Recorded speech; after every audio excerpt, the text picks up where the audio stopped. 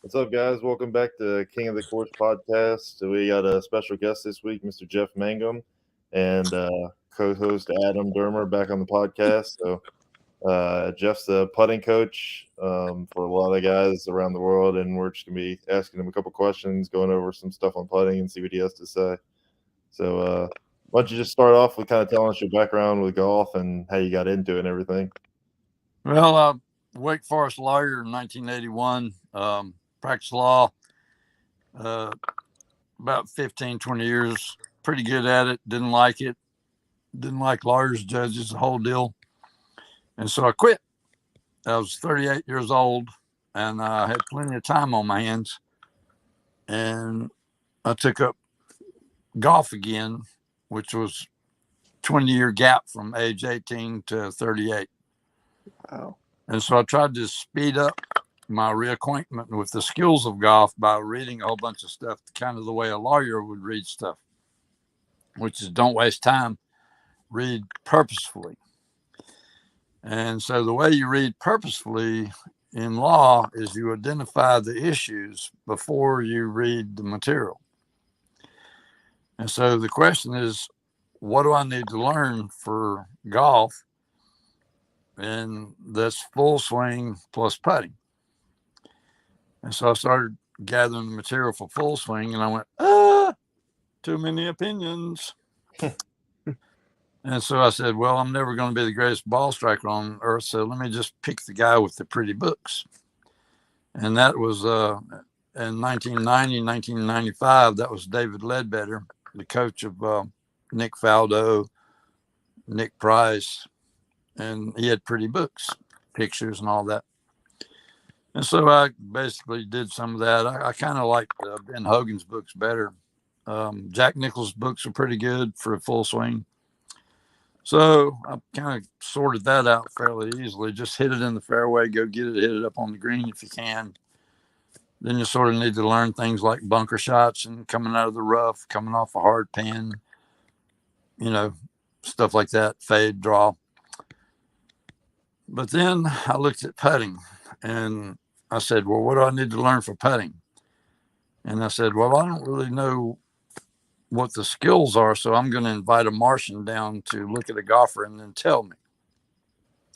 So the Martian watched the golfer putt, and he said, okay, what do you want to know? I said, what is the golfer doing? He said, well, he needs the skill to read the putt,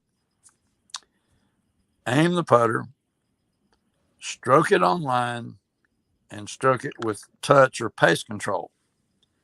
I said, okay, thanks a lot. Here's $1. See you later. And then I started gathering the material to read everything about putting in terms of those 4 issues. So it's similar to taking 55-gallon drums and putting them in a warehouse, 4 of them, and then going to every library in the world, collecting all the books and articles and VHS tapes and DVDs and websites and podcasts and everything, and separate them into 4 skills: reading, aiming, stroke for line, and stroke for touch. And then throw them in the 55-gallon buckets and then start one at a time and learn how to read putt. Then learn how to aim putters, blah, blah, blah, like that. And the first thing that happens is you find out nobody knows nothing. All the research from 1870 to, at that time, all the way up into 2010, I read every book, every article, blah, blah, blah, written in English. And when I looked in the reading bucket, there was only one book ever about how to read a putt. And it was H.A. Templeton's Vector Putting, an Air Force colonel in 1980, I think it was 1984, wrote 200 pages on the physics, the agronomy of why a ball breaks on slope. And then he made a set of charts, and he defined a zero break line, which today we call a fall line.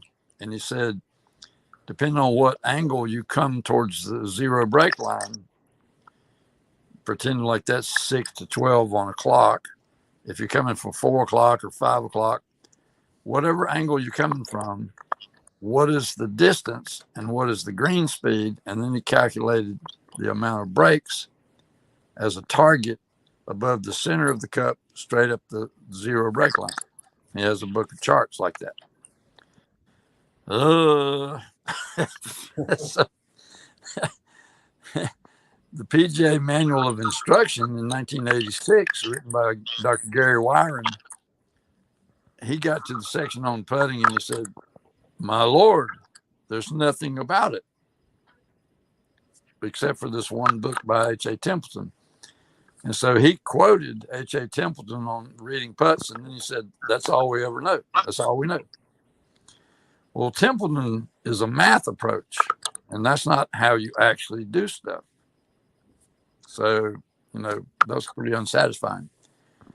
Then I went to the aim bucket, and the only thing in the aim bucket was get behind the ball and use your dominant eye and sight a target, and then aim your putter to the target. And then there was sort of like another chapter which said, okay, point a line on the ball towards the target from behind the ball, and then square your putter up to the line on the ball and stroke it where the line points. And that's all there was for aiming. The touch bucket had nothing, absolutely zero. No literature whatsoever that tells you how to do touch. There was a little sticky at the bottom of the 55-gallon drum from Paul Azinger in the 2010 broadcast on ABC of the British Open. He said, "Look at that Tiger's touch. You can't teach that. You have to be born with that." And so there's this little weird sticky down at the bottom of the touch bucket. It just warns you, you can't learn it, you can't teach it, and if you're not born with it, you'll never have it. And I thought that is absolutely stupid. All right, so then I looked in the stroke bucket, and boom, everything. Everybody's got an elbow. Everybody. And all the books in putting, they will talk about stroke the way whoever's writing the book did it. And most of the time, 2/3 of those books are written by amateurs who had an idea about the stroke, about how to grip it low or cross grip it or get your eyes real low to the ground, blah, blah, blah. All these amateurs are writing books on stroke. And nobody, not teachers, not players, not amateurs, are writing about comparing different ways that a stroke could be done. And nobody is talking about what is the purpose of a stroke. And you ask a stupid question like that, nobody has the answer. The answer is there's two answers. One is to start it into the break on the correct start line that matches the ball speed for that start line. Just however you do that, just get it online. And the other answer is aim the correct start line that matches the touch and then putt it where you aim. All right, so those are the two answers. Mm-hmm. But nobody in golf even says that. So that's kind of stupid. All right, so of the 4 buckets, the only one that makes any sense is none of them. This was like a 5-year project of research and study and sorting it all out like that, at the end of which I said, well, good gosh, I still want to learn how to putt. And so I have gone outside of golf for the last 25 or 30 years to actually say, how do you read a putt? How do you aim a putter? How do you do the pace control? And how do you do the stroke? And they're all integrated. The 4 skills are integrated. And that's the interesting thing, which is the way you read a putt is to predict the actual physics of the curve. And the way you do that is you, first of all, you sort out the good ball speed. If there's one ball speed, there's only one curve possible in physics. And if there's one curve possible, there's only one start line to aim and stroke it on in physics. Mm. And I'm not sure that that's actually said out loud in golf, because people kind of say all kinds of weird stuff that's not that. But you predict the curve with one ball speed, which is a good, smart, effective ball speed, never short, never too fast at the hole, wide hole available. And if it misses, it doesn't go very far past the hole, so the comeback is not a 3-putt. Right, that's a smart ball speed. If you have that touch skill, that's the foundation of all putting. Touch. If you have that touch skill, then you can imagine the curves to predict the actual curve in physics. And once you've got the curve predicted, whoop, the aim line, the start line is not optional. You just have to aim it correctly. The stroke is not optional for line control. You just have to hit it where you aim. And the pace control in the touch is same touch you use to predict the curve to begin with. And that ends up being make a rhythm. So read it with touch, aim the start line, make a rhythm. That's what I say. And it's not complicated. It's just smart, slick, integrated. Yes, sir. Right. Coach, all right. So I believe everything you're saying. But we have a lot of people out here these days, like making up things. Like you said, now there's a lot of like quick answers. Everybody wants a bandage, right?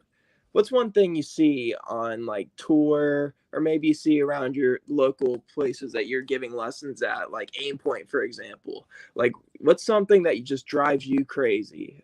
Like that people just like try to force golfers into learning with putting? Well, we'll start at the very beginning. What really drives me crazy is the lack of critical intelligence to personally decide whether what somebody just told you makes any sense. Mm-hmm. All right. Now, let's just say if you ask a Martian, what are the skills, and there's 4, you got to stop right there and say, what is a skill? All right. Now, golf people kind of get this messed up. They think I can do it good, therefore I'm skillful.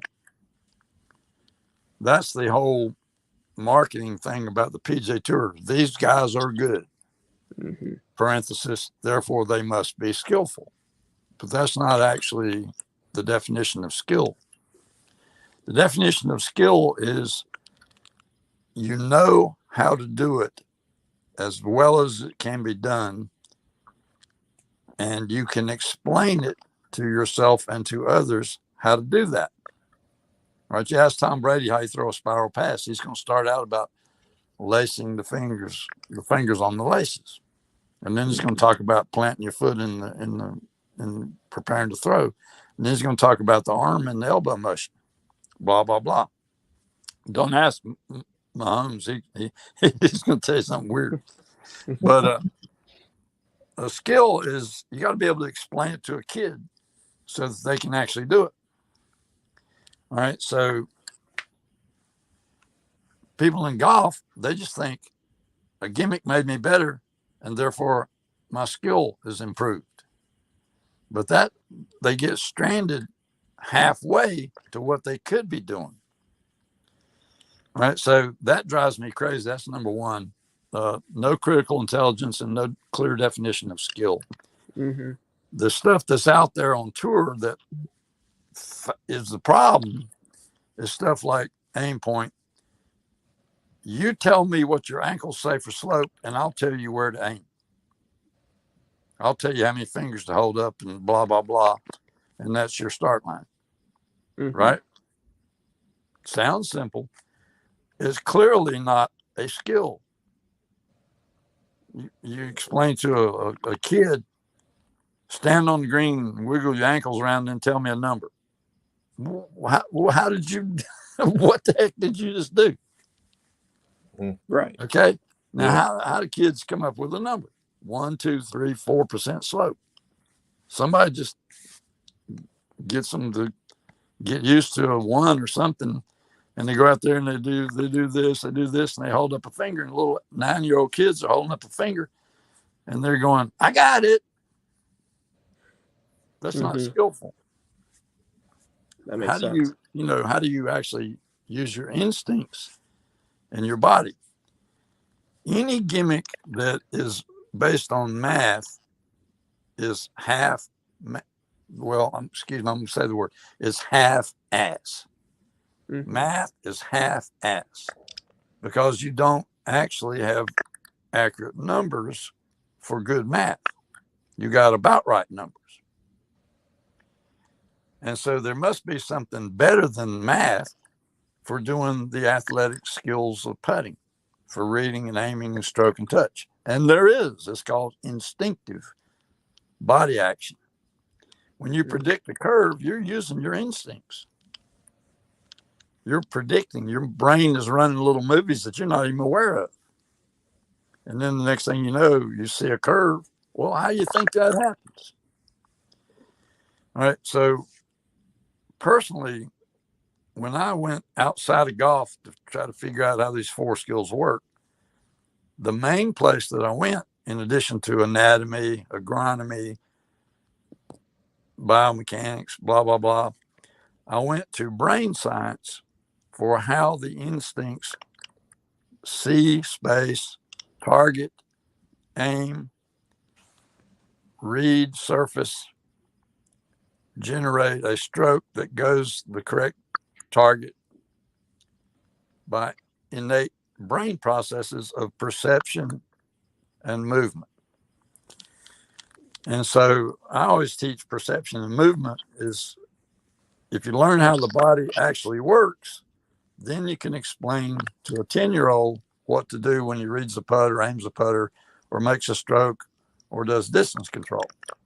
All right, so brain science, you have to be able to apply brain science because the way they do the brain science is just way too complicated and formal and scientific, and you got to get to the bottom line. So you always squeeze the magic out of the science, and you just tell it to golf people. And the main thing from brain science is good perceptions make accurate movements. They're not separate. Perceptions and movements are joined together at the hip and the brain in the phrase action or the term action. There's not perceptions just for themselves. There's not movements all by themselves. Perceptions create and guide the movements. You got bad perceptions, you're going to have bad movements. You can't aim, you can forget stroking good. You don't know where the target is, you can't do pace control. You can't do touch. So accurate perceptions, the right perceptions for the different skills, that's a whole new bag of stuff that nobody in golf knows anything about. So what would you say out of the 4 different skills you've covered is all the gimmicks drive me crazy? What would you say is the most important out of the 4 of those skills?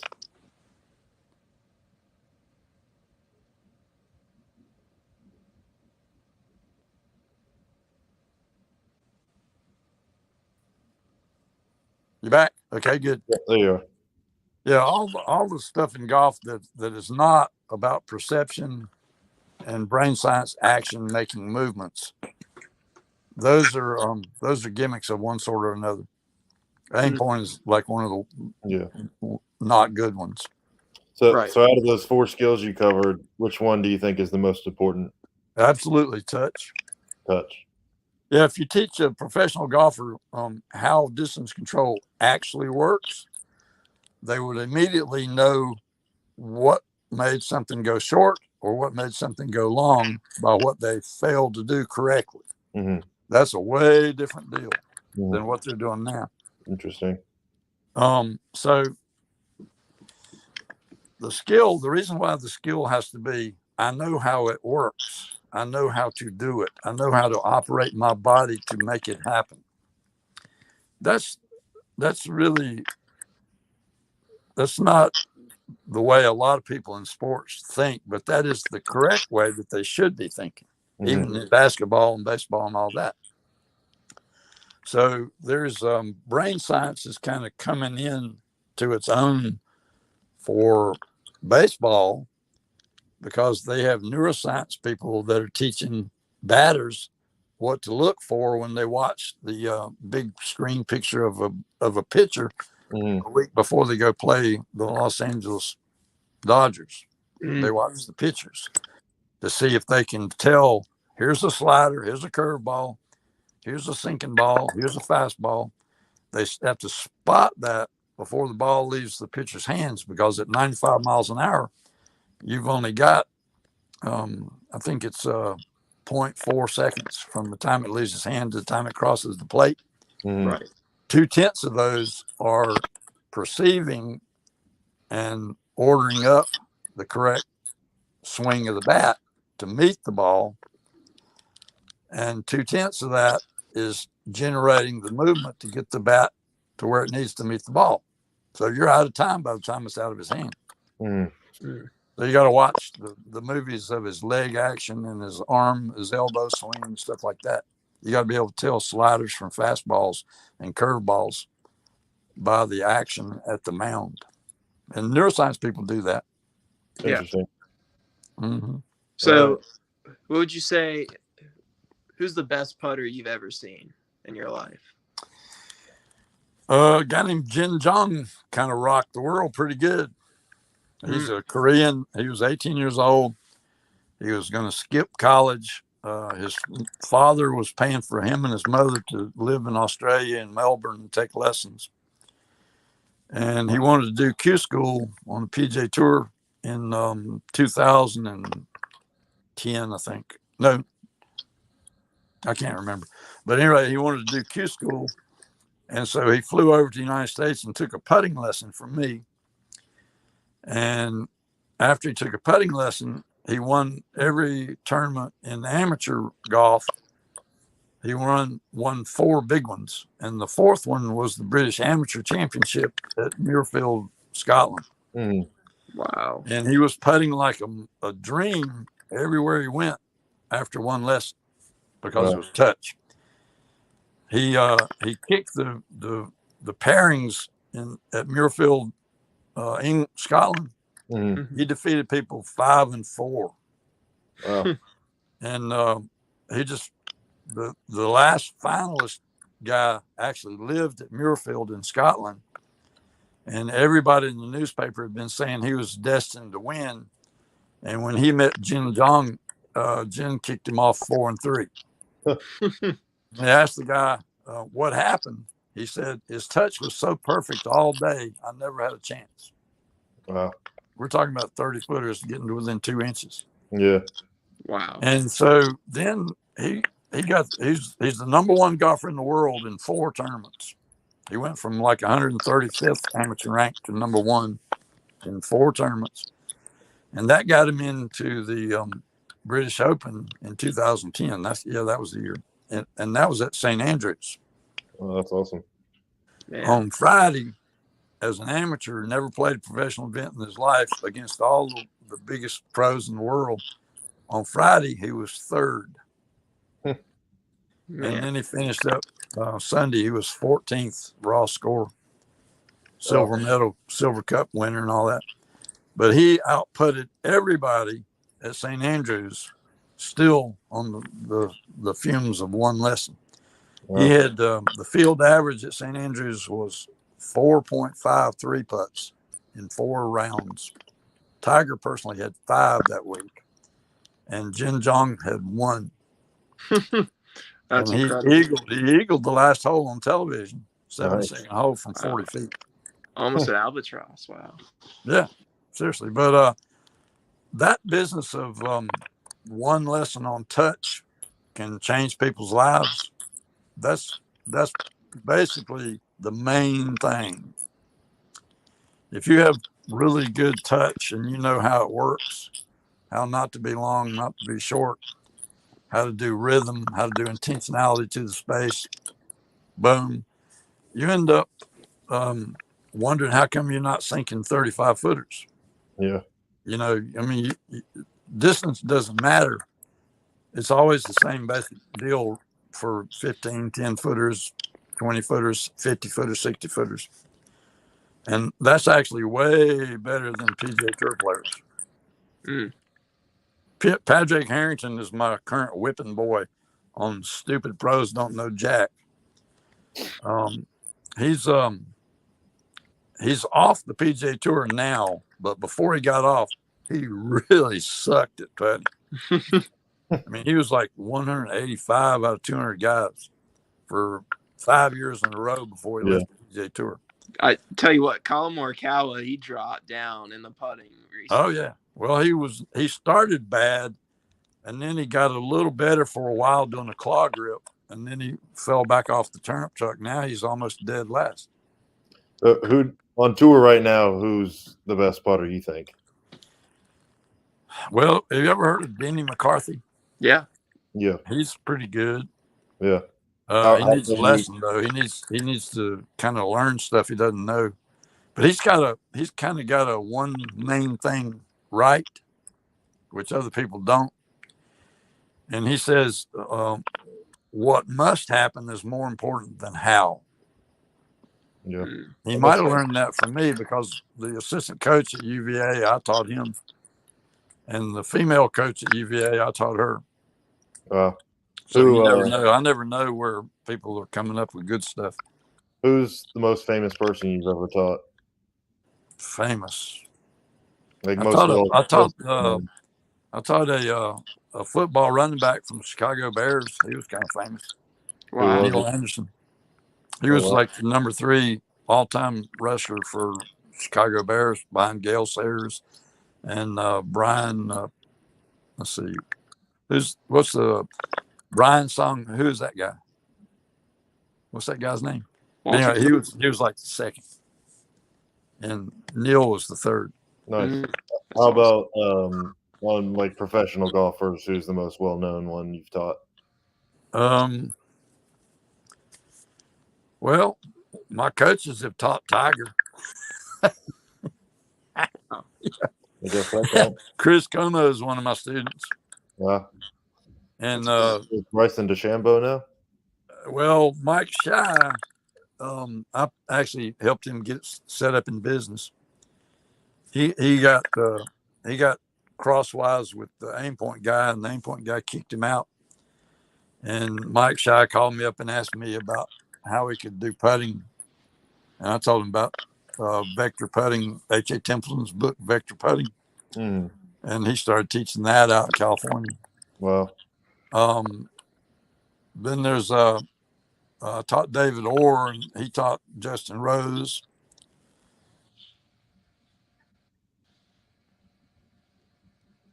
Wow. A lot of guys. That's crazy. Yeah. Can't believe he taught him. Back? I think you're muted. I think you're muted. We can't hear you.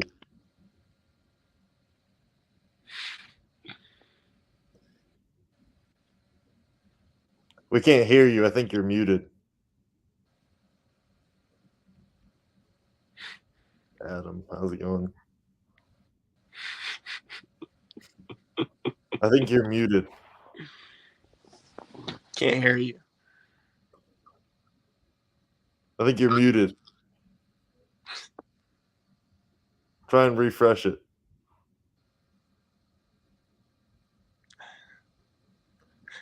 I can't hear you. All right, guys.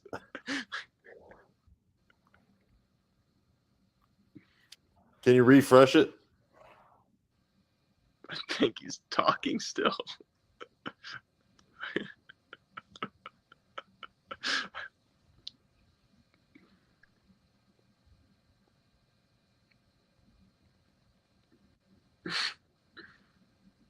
Yeah. Just nod your head. All right. Smile and wave.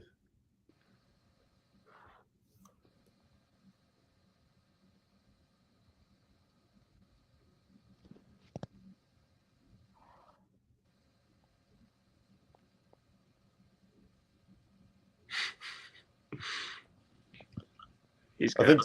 think you're muted. He's Can you hear us? Yeah, no, he can't. I think you can. X out and then come back in. Yeah, you can leave and then come back in. Should I just remove him and get him to come back?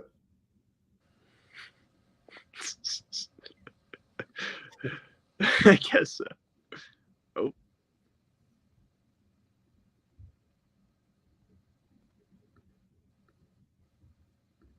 Mm. all right.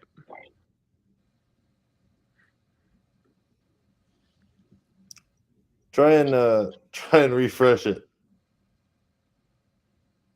I think he still thinks he's talking. He's just talking. Can he hear us? I don't know. I mean, he's Put your thumb up if you can hear us, Mr. Jeff. oh, Put your thumb up if you can hear us.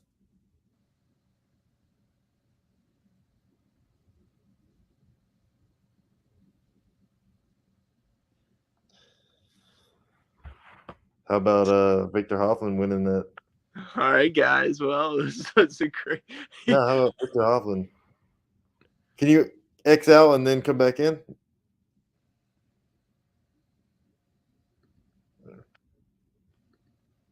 Did you kick him out? I can remove him from the screen.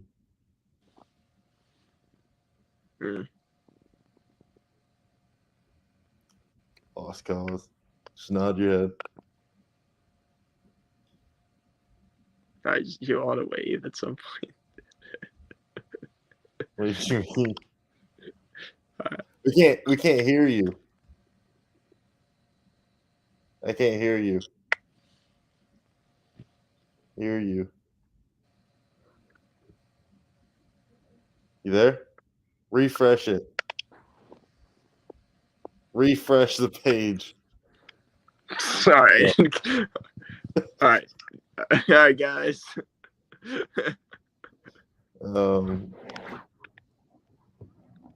Where's my phone? I can tell him to refresh it. Hang on.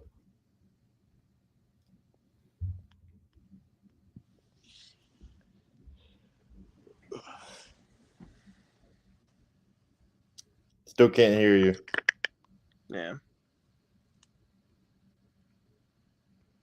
There you go. I just told him to refresh it. So let's see if he. We'll just jump right into the back nine. Well, I thought we're not doing that anymore. Okay, sorry about that. Oh, there you are. Oh, you're good. We just couldn't hear you. Sure. Okay. Well, enough about all that stuff. Just let's get helpful. All right. Well, we're gonna get into the back nine segment where we'll ask a couple of questions just Sure. a bit later. So here Love we go. it. All right. So I'll start us off. Do you think you've hit more putts in your life or read more words from books?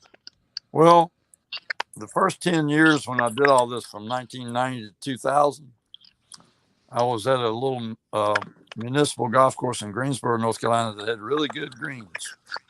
And had a pretty good practice green. But it was me and a bunch of black guys playing little games. But then I was like studying and experimenting and trying out stuff. Mm-hmm. I spent 5 hours a day on the green, and then I spent another 5 hours reading and writing and studying and observing. I did that for 7 days a week for 10 years in a row. How many putts? 5 hours a day for 365 days. Wow. Oh. Not again.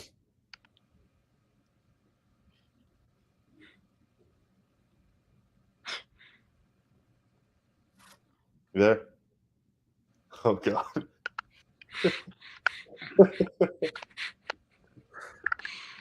All right, guys. Well, thanks for tuning in, King of Course. We got a lot of information, and we'll catch you on the flip flop. We'll get you back later. Thanks, guys. Thanks, guys. Take care.